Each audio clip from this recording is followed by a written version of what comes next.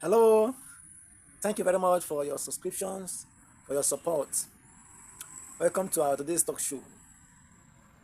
I want to speak on the topic nobody is above government, no individual is above government. And I want to use Nnamdi Kanu's case as a case study. Sometimes some people don't understand that anybody that God has ordained the person.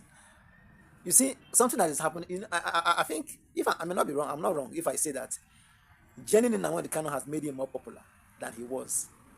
What people don't know, sometimes we don't know that some things we are doing, the Bible says that when Jesus Christ, the crucifixion of Jesus Christ, so that Christianity will be closed, help to spread the Christianity. So sometimes when you are fighting ordained children of God, you are indirectly spreading their wings. So many people have been saying that they want to close and then stop him from agitating stuff from his mission. But unfortunately, they are indirectly making the vision come to pass more faster and more accurately. Now, Nnamdi Kanu is no more known in Nigeria. He's now an international figure, global figure. He's a global figure. Imagine America sitting down to deliberate about him. Imagine the whole Nigeria, only one man shaking Nigeria. Something that they would have just done secretly and everything will be done. Just call the man. What do you want? What do you want? And it will be settled. That's the truth. But they refused. They just wanted to do. You see, if they had known, they wouldn't have crucified Jesus Christ. They wouldn't have crucified him. That's what the Bible says. The regret from the haters. They say, if we had known, we wouldn't have done that. And the Bible then recorded, if they had known, they wouldn't have. Because it's come to a point that they are regretting why they did that. Now they have indirectly made Nnamdi Kanu a world figure. A global figure. Now, it has been recorded that Nnamdi Kanu is now the second man that somebody, a governor, an elected leader, visited in the prison. Imagine someone that has been sentenced to life imprisonment. The person that governor is visiting. Now the senators are visiting, House of Reps are visiting, men of calibers are visiting him. They're indirectly making him more popular.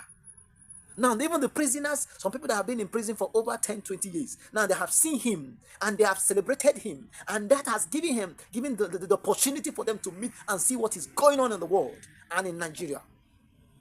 You understand now? Now, I want to talk a lot of things now. Now, I'm coming to the issue of, I was listening to, when one of the things Nnamdi Kanu told Judge James Omotosho, he said, may God punish you and punish you now and forever. And I was listening to one video like that they say that is it PDP, that PDP is writing petition against the case being submitted to James Omotosho, that they don't want James Omotosho to be the judge over the matter. You see, I think yes, I saw the news this morning, and I was like, you see, the voice of a prophet is speaking. No matter how it may delay, it must always come to pass. So now he has been denied the opposition of judging a case of PDP case. You see now, and that is the beginning of it all. When this karma will come, there is nothing you will do on earth that doesn't have repercussion. Unfortunately, you have the power to make your choice, but you don't have the power to make the choice of the consequences. You have the power to make choices of your decision. You don't have the power to make choices of your consequence that follows. You have the power to make your choice, but not the consequence that comes after your actions. Yes, he has received his reward for sentencing him, but the reward will still fade away, and the repercussion will be played out. So what am I saying? What I'm saying is that let's make this country a peaceful place. And now I was listening to news again. I saw that they are trying to give him four ways of granting him bail. First of all, is they said is he pardon and clemency. Pardon and clemency. That it is true that he did this, but they want to show him mercy. I know Nnamdi Kanu will not go in for that one. He will not accept that one. Secondly, because telling him, he has already is going to appear on a appeal court. So if he is accepted that he's guilty of as charged, that they are pardoning him, that means he's guilty, and he cannot apply for appeal. This appeal court has been tempered. You understand? So that means he has admitted that he's wrong. Or in the first place, he has never admitted that he's wrong, because the law has not really made him wrong. It's not written. That's why he has been shouting, Omotosho, show me the law. Omotosho, show me the law. Because it is not written. If it is written, show him the law that says that he has done wrong, he's guilty. No. The second one is that saying, but I think amongst all the whole four things that are giving him, I think the only one he will accept is political settlement. The point where they're telling him that he has been settled politically.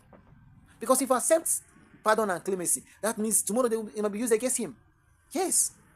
And I know he will not accept that. And according to his lawyers, he said that they're trying to grant him this so that he'll close. He said he cannot do that. That's why Nnamdi Kanu was saying that. He said that agitation is not for the poor people. There are things poor people cannot do. He said that he came to this world for one reason, just for Biafra. That man can be a very funny man. He said he was not called in this world. He was not created to be a millionaire, No, he was not created to own a house. And he was not created to own a car. And he was created to get Biafra. And he should give it to him. Kai. Some men can be sweet. That man is sweet. That man is sweet. He's sweet. And I want us to understand that no matter what they do to this man, he said it's either Biafra or death. And he is determined to bring it to pass. And I pray God will help him to bring it to pass. I pray God. I am praying that God will help him to bring it to pass while he's still alive. Because the marginalization is too much in this country. The marginalization is too much in this country. And some of our people don't care because they're eating from hand to mouth and they're still comfortable eating from hand to mouth. A country where we are supposed to have equal right and equal vehicle. The right is supposed to be equal. And people are just maltreating other people. This thing is not like Igbo and Nigeria. This battle is just like Igbo and Nigeria. It's not heady. I heard about civil war. Civil war. This is about 45 years ago. Is it? Oh no. Is it? No, it's 65 years ago.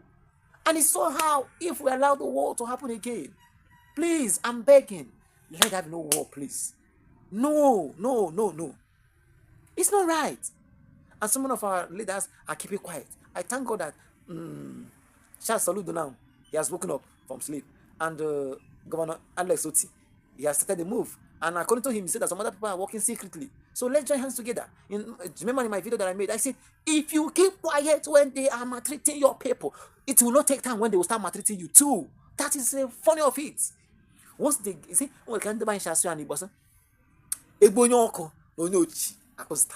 once the person in front is being taken care of, the one behind will be the next. That's the truth. And I pray God will help us to understand this and understand the strategy that these people want to use to speak or to fight against Igbo people. And I pray God will help us and give us insight and wisdom to follow it judiciously, to follow it the right way so that we get what we want. And I pray God will help us.